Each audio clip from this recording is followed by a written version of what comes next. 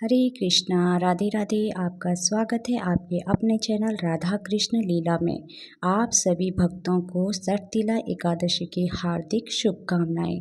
आप सभी भक्तों पर और आपके परिवार पर श्री हरि विष्णु भगवान और माता लक्ष्मी की कृपा सदा सर्वदा बनी रहे। आइए आज सुनते हैं सर्तिला एकादशी की व्रत कथा। एक समय दालव्य ऋषि ने पुलस्त्य ऋषि से पूछा कि हे महाराज, पृथ्वी के लोक में मनुष्य ब्रह्म हत्या महान पाप करते हैं, पराई धन की चोरी तथा दूसरे की उन्नति देखकर ईर्ष्या करते हैं, साथ ही अनेक प्रकार के व्यसनों में फंसे रहते हैं, फिर भी उनको नरक प्राप्त नहीं होता है। इसका क्या कारण है?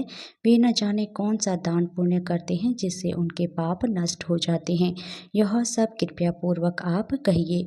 पुलस्त्य मुनि कहने लगे कि हे महाभाग, आपने मुझसे अत्यंत गंभीर प्रश्न पूछा है। इससे संसार के जीवों का अत्यंत भला होगा।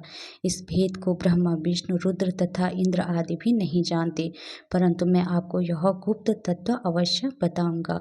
उन्होंने कहा कि माघ मास लगते ही मनुष्य को स्नान आदि करके शुद्ध करना चाहिए। इंद्रियों को वश में करके काम, क्रोध, लोभ, मोह, अहंकार, ईर्ष्या तथा द्वेष आदि का त्याग करके भगवान का स्मरण करना चाहिए।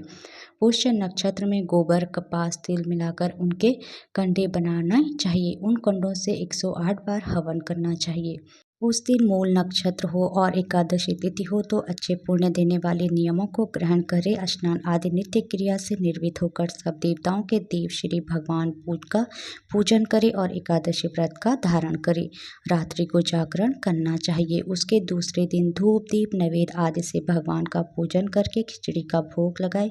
तत्पश्चात पैठा, नारियल, सीताफल या सुपारी का अर्घ देकर स्तुति करनी चाहिए।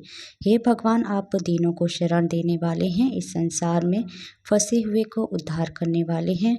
हे पुंडरीकाक्ष, हे विश्वभावन, हे सुब्रह्मण्य, हे पूर्वज, हे जगतपते, आप लक्ष्मी जी सहित इस तुच्छ अर्घ को ग्रहण करें। इसके पश्चात जल से भरा घड़ा कुंभ ब्राह्मण को दान करें तथा ब्राह्मण को श्यामा गौ और तिल पात्र देना भी उत्तम है। तिल स्नान और भोजन दोनों ही श्रेष्ठ है। इस प्रकार जो मनुष्य जितने तिलों का दान करता है उतने ही 1000 वर्ष स्वर्ग में वास करता है।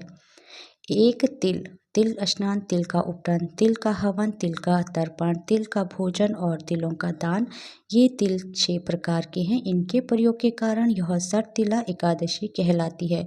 इस व्रत के करने से अनेक प्रकार के पाप नष्ट हो जाते हैं। इतना कहकर पुलस्त्य ऋषि कहने लगे कि अब मैं तुमसे इस एकादशी की कथा कहता हूँ।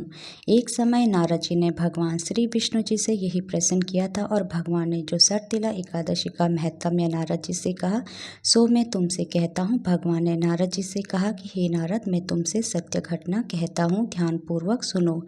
प्राचीन काल में मृत्युलोक में एक ब्राह्मणी रहती थी। वह सदैव व्रत किया करती थी। एक समय वह 1 मास तक व्रत करती रही। इससे उसका शरीर अत्यंत दुर्बल हो गया। यद्यपि वह अत्यंत बुद्धिमान थी, उसने कभी देवताओं या ब्राह्मणों के निमित्त अन्न या धन का दान नहीं किया। इससे मैंने सोचा कि ब्राह्मणी ने व्रत आदि से अपना शरीर शुद्ध कर लिया है, अब इसे विष्णु लोक तो मिल ही जाएगा, परंतु इसने कभी अन्न का दान नहीं किया, इससे इसकी तृप्ति होना कठिन है।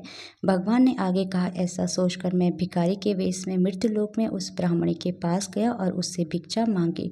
वह ब्राह्मणी बोली, महाराज किसके लिए आए हो? मैंने कहा, मुझे भिक्षा चाहिए। इस पर उसने एक मिट्टी का ढेला मेरे भिक्षा पात्र में डाल दिया। मैं उसे लेकर स्वर्ग से लौट आया।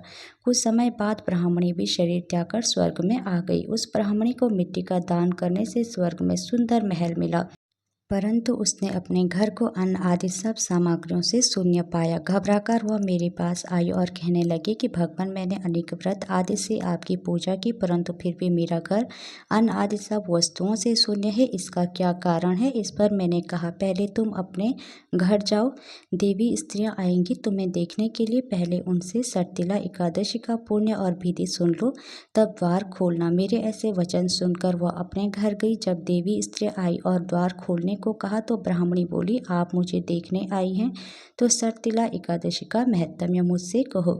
उनमें से एक देवी स्त्री कहने लगी कि मैं कहती हूँ। जब ब्राह्मणी ने सर्तिला एकादशी का महत्म्य सुना तब द्वार खोल दिया। देवांगनाओं ने उसको देखा कि न तो वह गांधर्वी है और न आसुरी है, वरण करने पहले जैसी मानुषी है। उस ब्राह्मणी ने उनके कथा अनुसार सटतिला एकादशी का व्रत किया। इसके प्रभाव से वह सुंदर और रूपवती हो गई तथा उसका घर अन्न आदि समस्त सामग्रियों से युक्त हो गया। अंत मनुष्यों को मूर्खता त्याग कर सटतिला एकादशी का व्रत और लोभ न करके तिल आदि का दान करना चाहिए। इससे दुर्भाग्य, दरिद्रता तथा अनेक प्रकार के कष्ट दूर होकर मोक्ष की प्राप्ति होती है।